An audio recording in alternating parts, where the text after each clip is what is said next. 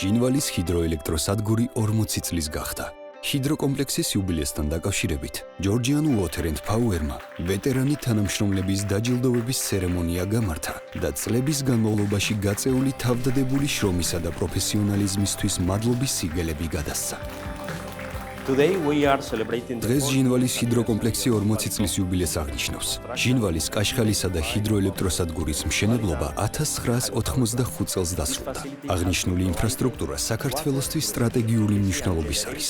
1985 წლიდან დღემდე თბილისის წყალმომარაგების უზრუნველყოფის პარალელურად განახლებად და მზარდ ენერგიას აწარმოებს. GVP-სა და აქვალიასთვის ჟინვალის ჰიდროელექტროსადგური ერთ-ერთი ყველაზე მნიშვნელოვანი და სტრატეგიული აქტივია. ჩვენი ყურადღება და ძალისხმევა მის უსაფრთხო და ეფექტიანად მართვისკენ არის მიმართული და მუდმივად ვზრუნავთ სისტემის ტექნოლოგიურ განახლებაზე.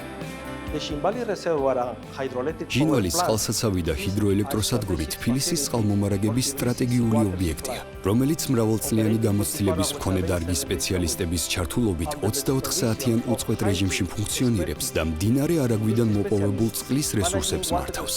ჟინვალის წყალსაცავსა და მასთან დაკავშირებულ ინფრასტრუქტურაზე მუდმივი ზრუნვა ჩვენი ერთ-ერთი მთავარი პრიორიტეტია. ჰიდროკომპლექსი თბილისსა და ქალაქ მცხეთის წყალმომარაგებას ემსახურება. ჰესის მიერ გამომუშავებული ელექტროენერგია კი GVP-ის წყალმომარაგების ობიექტებს ამარაგებს და ასევე ქვეყნის ერთიანი ენერგოსისტემის სტაბილურობას უზრუნველყოფს.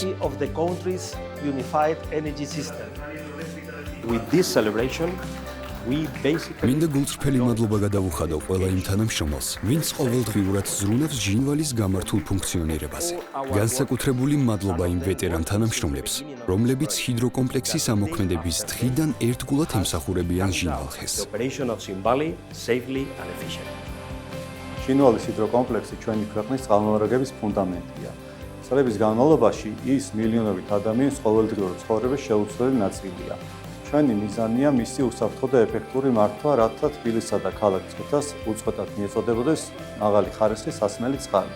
ჩვენი ამოცანაა მომავალ თაობას დაუტოვოთ არა მხოლოდ გამართული ინფრასტრუქტურა, არამედ სუფთა წყლისა და გარემოს დაცვის კულტურაც.